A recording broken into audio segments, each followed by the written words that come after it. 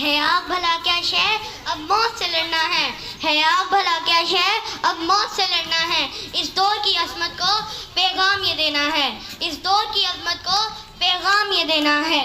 اپنا ہے ازل سے جو کیسے تمہارا ہے، اپنا ہے ازل سے جو کیسے تمہارا ہے، کشمیر ہمارا ہے، کشمیر ہمارا ہے۔ صدر علی وقار، آج سستے بستے ماحول میں مجھے ایک ایسے دردناک موضوع پر لب کشائی کرنے کو کہا گیا ہے جس کا درد اس سستے بستے ماحول کو افسردہ کر دے گا۔ کشمیر پاکستان کی شہرت ہے، اسے میں اپنا موضوع کہوں یا اس ملک میں بسنے والے ہر فرد کی آواز کہوں، یا ان کشمیری ماؤں کی چیخوں پکار کہوں، یا اس تڑپتے باپ کی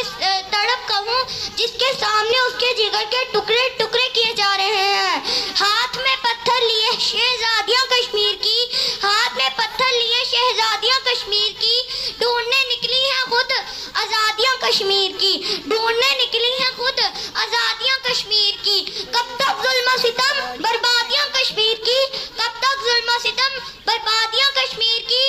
پوچھتی ہے یا الہی یہ وادیاں کشمیر کی۔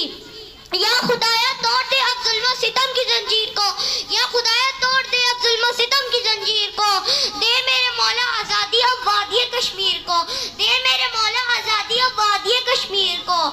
آج صدر علی وقار میرے ان الفاظ کو تقریر ہرگز نہ پکاریے گا، کیونکہ یہ ہر پاکستانی کا وہ درد ہے جو میں آپ کے سامنے بیان کر رہی ہوں۔ میری نظر جب اس محفل میں ہنستے بستے چہروں پر پڑتی ہے، مجھے کشمیر کے وہ طالب علم یاد آتے ہیں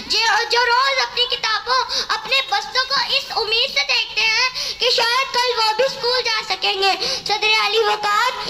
کشمیری بہنیں آج بھی کسی محمد بن قاسم کی منتظر ہیں جو انہیں بھارت کے جنگل سے آزاد کرا سکے،